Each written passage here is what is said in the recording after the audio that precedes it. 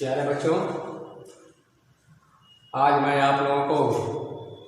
कक्षा 12 के हिंदी का ज्ञानांजलि का प्रथम अध्याय पवन दूतिका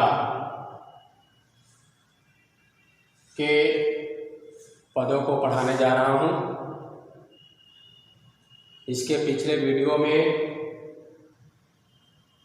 पवन दूतिका के 8 तक के पदों को पढ़ाया गया था। अब आज मैं आप लोगों को पवन दूतिका के 9वें और 10वें पद को पढ़ाने जा रहा हूँ, जिसे ध्यान से आप देखेंगे, सुनेंगे और समझेंगे तो अब मैं आप लोगों को 9वां पद जो पढ़ा रहा हूँ उसको ध्यान से देखें। यह रचना हरिऔध जी की है।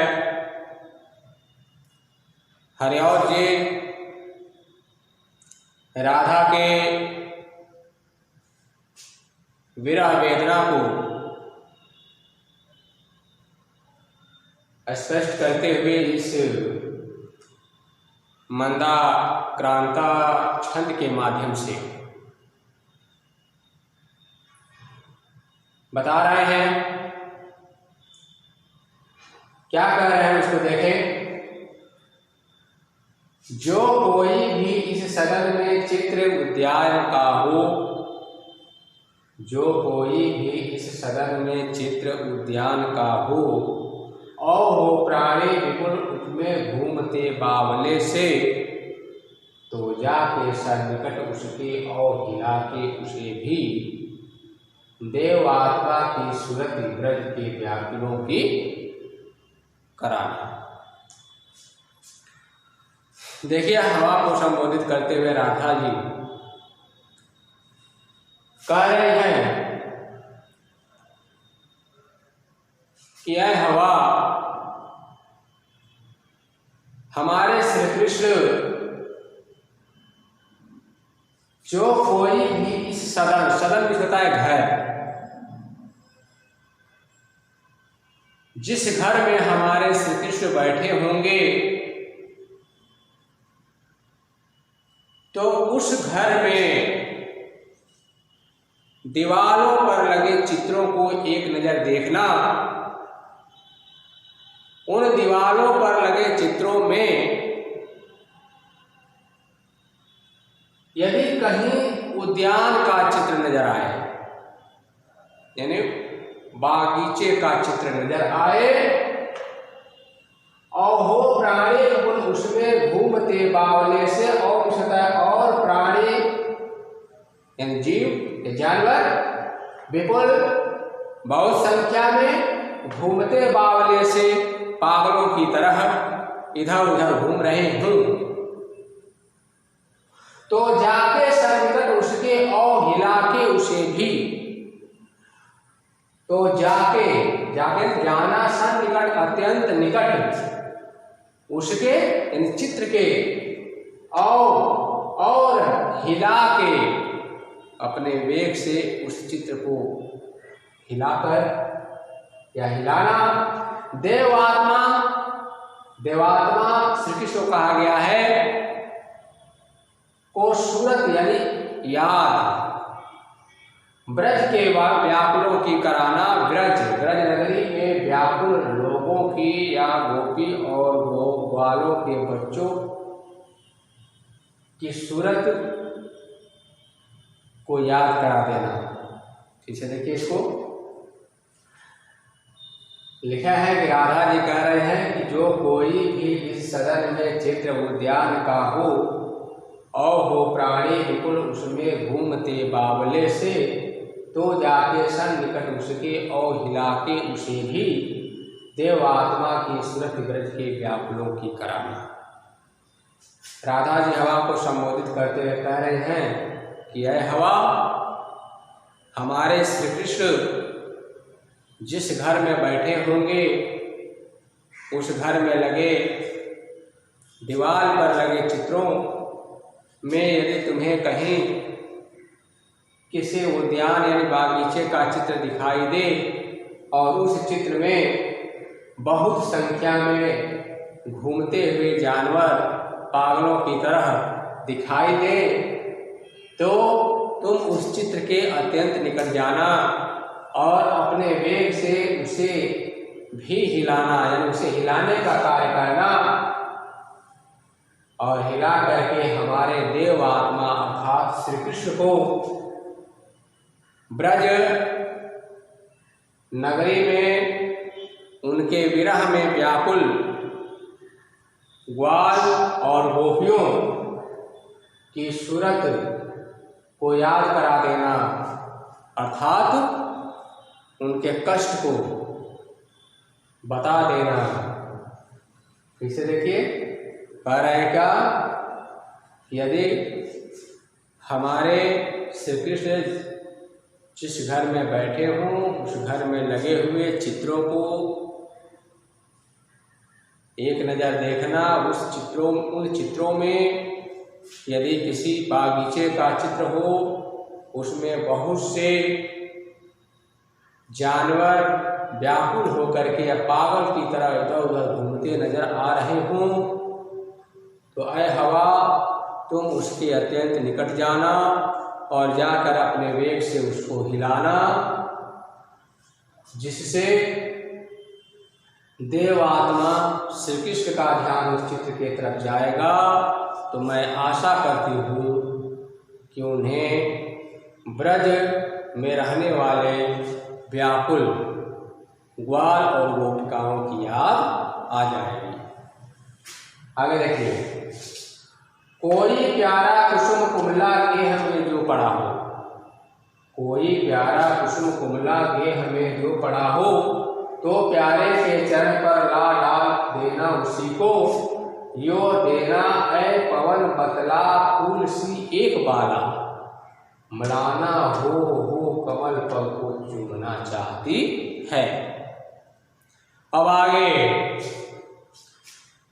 हवा को संबोधित करते हुए श्रीमती राधा जी क्या कह रही हैं, उसको इस मंदाक्रांता छंद के माध्यम से हरिऔध जी लिखे हुए हैं। कह रहे हैं क्या कि कोई प्यारा, प्यारा बहुत सुंदर, कुसुम फूल, कुमला मुरझाया हुआ, गेह घर में यदि पड़ा हो तो प्यारे के, प्यारे श्री कृष्ण के लिए कहा गया है, चरण पैर पर ला डाल देना उसी को, यानी अपने हवा के वेग से उसको उठा करके उनके चरण के पास ला करके रख देना। यो देना ऐ पवन जतला, और ऐ हवा तुम यह जो है बतला देना या जतला देना कि फूल सी एक बाला, फूल यानी इसी फूल के समान एक बाला अर्थात आपकी प्रेमिका राधा, मलाना हो, मलाना यानी कि दुखित हो करके कमल पग को चूमना चाहती है। कमल पग यानी कमलवत चरणों को, यानी कमल के समान सुंदर पैर को चूमना चाहती है, अर्थात स्पर्श करना चाहती है। इसे एक बार देखिए इसको, कोई प्यारा कुसुम कुमला गेह में जो पड़ा हो तो प्यारे के चरण पर ला डाल देना उसी को, यो देना ऐ पवन जतला फूल सी एक बाला, मलाना हो कमल पग को चूमना चाहती है। इस पद के माध्यम से आगे हरिऔध जी लिखे हुए हैं कि राधा जी हवा को संबोधित करते हुए कह रही हैं कि यह हवा, अगर उस घर में, जिस घर में हमारे श्री कृष्ण बैठे हो, उस घर में यदि कोई सुंदर फूल मुरझाया हुआ दिखाई दे तो तुम अपने वेग से उस फूल को उठा करके लाकर मेरे प्रियतम श्री कृष्ण के कमलवत कमल के समान सुंदर चरण पैरों पर ला करके रख देना, और यह ऐ हवा यह बतला देना कि इसी फूल की तरह सुंदर आपकी प्रेमिका अर्थात राधा भी दुखित होकर के आपके कमलवत चरणों को चूमना चाहती हैं या स्पर्श करना चाहती हैं। ये रहा अर्थ और व्याख्या। अब काव्य सौंदर्य की बात आ जाए तो काव्य सौंदर्य कैसे, तो काव्य सौंदर्य को देखें आप लोग। इसमें रस की बात कही जाए तो रस है वियोग श्रृंगार,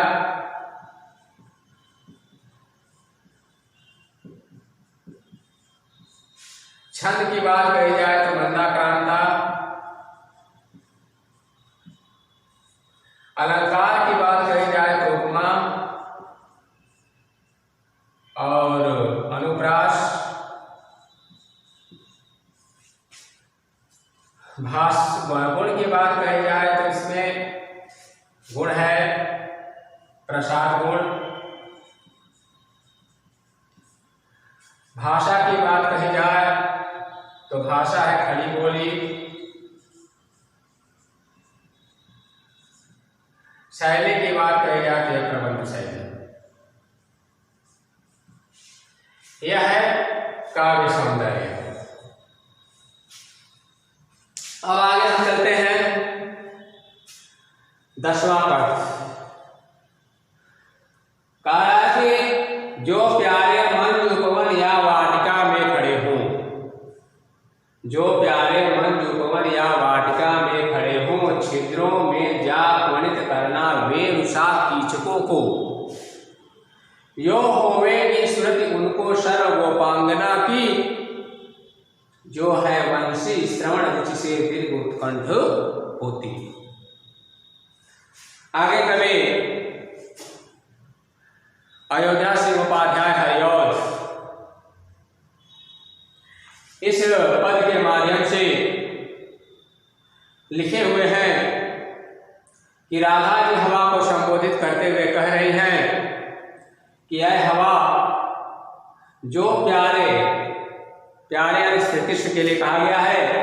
मन विश्वता सुंदर उपवन बागीचा, बाग या वाटिका बागीचा में खड़े हो, छिद्रों में जा वणित करना वे रुषा कीचकों को, छिद्र जा करके वणित ध्वनि निकालना, वेणुषा वेण होता है वंशी यानी बांसुरी, सा जैसा, कीचकों को, कीचक भी होता है बांस का पेड़ यानी बांस। यो होवेगी स्मृति, यो होवेगी स्मृति उनको सर्व गोपांगना के, होवेगी स्मृति से याद आना यानी याद आएगी, सर्व यानी सभी गोपांगना की यानी गोपियों की, जो है वंशी जो गोपियां उनके वंशी के श्रवण रुचि से दीर्घ उत्कंठ होती, वंशी या बांसुरी के सुंदर आवाज को या ध्वनि को कानों से, श्रवण होता है कान, कानों से या कान से सुनने के लिए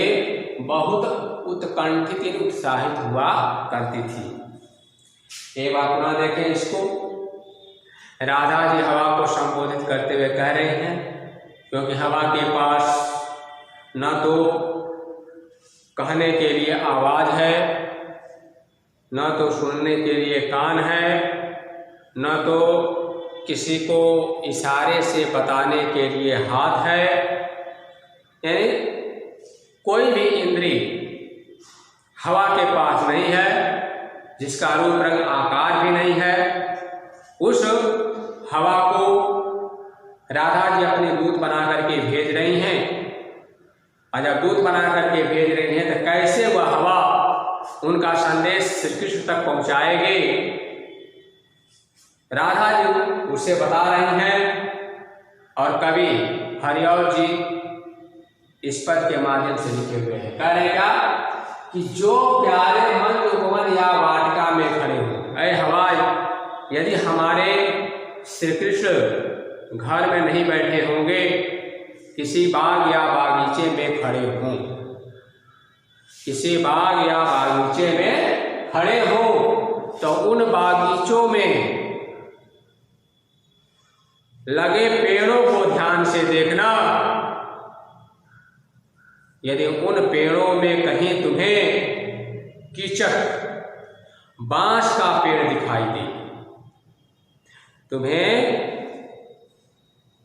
उस उद्यान में लगे पेड़ों में कहीं बांस का पेड़ दिखाई दे, तो तुम उस बांस के पेड़ों के छिद्रों से, पेड़ों के छिद्रों से गुजरना, इस प्रकार गुजरना कि उन छिद्रों से गुजरते समय बांसुरी की तरह ध्वनि सुनाई देने लगी। जब बांसुरी की तरह ध्वनि सुनाई देने लगी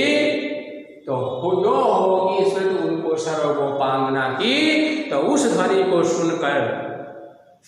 श्री कृष्ण को ब्रज में रहने वाली गोपियों की याद आएगी, जो गोपियां उनके बांसुरी की ध्वनि को सुनने के लिए बहुत ही रुचि के साथ अपने कानों से सुनने के लिए उत्कंठित हुआ करती थी, यानी उत्साहित हुआ करती थी। तो हो सकता है कि सभी गोपियों की याद उनको आ जाए। फिर से देखें इसको, जो प्यारे मन जो पवन या वाटिका में खड़े हों, छिद्रों में जा त्वरित करना वेणुषा कीचकों को, यो होवेंगी श्रुत उनको सर्वगोपांगना की, जो है वंशी श्रवण से दीर्घ उत्कंठ होती। यानी राधा जी हवा को संबोधित करते हुए कह रहे हैं कि यह हवा, हो सकता है कि जब तुम मथुरा नगरी में जाओगी तो वहाँ जाने के बाद हमारे कृष्ण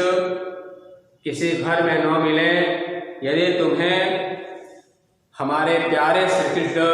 किसी बाग या बागीचे में खड़े हुए दिखाई दे, तो उस बाग या बागीचे में तुम जाना, उस बागीचे में लगे हुए वृक्षों को एक नज़र देखना। उन वृक्षों में यदि तुम्हें कहीं बांस का कोई वृक्ष दिखाई दे, तो तुम बांस के वृक्ष के छिद्रों से इस प्रकार गुजरना जिससे कि उन छिद्रों से गुजरते समय एक मधुर ध्वनि निकले, बांसुरी के समान एक सुंदर ध्वनि सुनाई देने लगे, जिसको हमारे श्री कृष्ण सुनेंगे। तो मैं आशा करती हूँ कि उनको ब्रज की सभी गोपियों की याद आ जाएगी, जो गोपियाँ उनके बांसुरी की आवाज़ को कान से सुनने के लिए बहुत ही उत्साहित हुआ करती थी। देखिए इसमें कवि की कितनी बड़ी कल्पना है। बांस का पौधा, बांस के पौधे को इसलिए यहाँ लिया गया है, किसी और पौधे को क्यों नहीं लिया गया, किसी और पेड़ को क्यों नहीं लिया गया। उस उद्यान में बहुत से पेड़ होंगे, लेकिन बाकी पेड़ों का कहीं जिक्र इसमें नहीं है, केवल बांस के पेड़ को रखा गया है। तो बांस के पेड़ को इसलिए रखा गया है, यदि आप बांस के पेड़ को काटते हैं तो काटने के बाद पता चलता है, आप देखेंगे कि बीच में छिद्र रहता है। बांस के पौधे में बीच में छिद्र रहता है, स्टाक रहता है। और जो बांसुरी होती है, बांसुरी की उपमा जो है कि बांस के पेड़ से की गई है। बांस के पेड़ में जिस प्रकार छिद्र होता है, उसी प्रकार बांसुरी में भी छिद्र होता है। तो यहाँ पर बांस के पेड़ से गुजरने के लिए इसलिए कह रहे हैं कि छिद्र से जब गुजरेंगे तो बांसुरी की तरह ध्वनि उत्पन्न होगी और उस ध्वनि को जब हमारे प्रभु श्री कृष्ण जब सुनेंगे तो उनको गोपियों की याद आ जाएगी। और जब याद आएगी तो मैं आशा करती हूँ कि उनको विश्वास हो जाएगा कि इसी ध्वनि को सुनने के लिए, हमारे बांसुरी की ध्वनि को सुनने के लिए ब्रज में रहने वाली जितनी भी गोपियाँ थीं वे सब बहुत ही उत्कंठित हुआ करती थी, बहुत ही उत्साहित हुआ करती थी। आगे देखिए, लाके फूले कमल दल को श्याम के सामने ही, लाके फूले कमल दल को श्याम के सामने ही, थोड़ा थोड़ा विपुल जल में व्यग्र हो डुबाना। यो देना ऐ भगिनी जतला एक अम्भोज नेत्रा, आंखों को ही विरह विधुरा वार में घोरती है। देखिए कितनी सुंदर चीज लिखे हुए हैं यहाँ पर। मैंने कहा ना कि कवि की कल्पना, कवि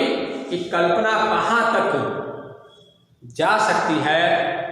या कवि कहाँ तक कल्पना कर सकता है, उसका कोई मापदंड नहीं है, कोई मानक नहीं है।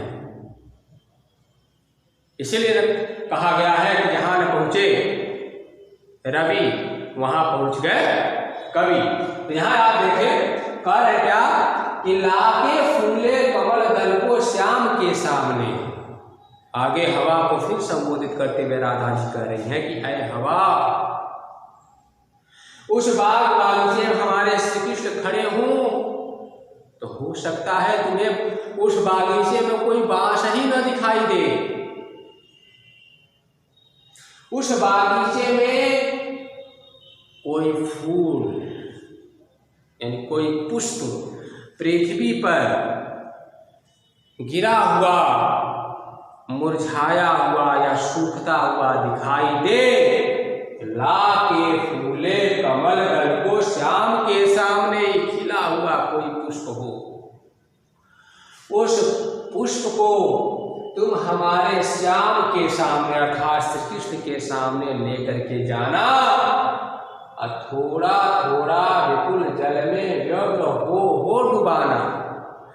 उस खिले हुए कमल को, क्योंकि कमल हमेशा तालाब में ही खिलता है, तो बागीचे के पास कोई तालाब होगा, उस तालाब में कमल खिला होगा। राधा जी कह रहे हैं कि उस कमल को अपने हवा के वेग से उड़ा करके ले जाना हमारे श्री कृष्ण के पास, और क्या करना, थोड़ा थोड़ा विपुल जल में, विपुल मतलब गहरे जल में, विपुल का मतलब अधिकता से है, और अधिकता का मतलब यहाँ जल है तो गहरा जल, जल की गहराई से मतलब है थोड़ा थोड़ा विपुल जल में व्यग्र हो डुबाना, यानी उत्साहित होकर के या दुखित होकर के या अपने वेग के साथ उसको जो है उस खिले हुए कमल को जल के अंदर डुबाना,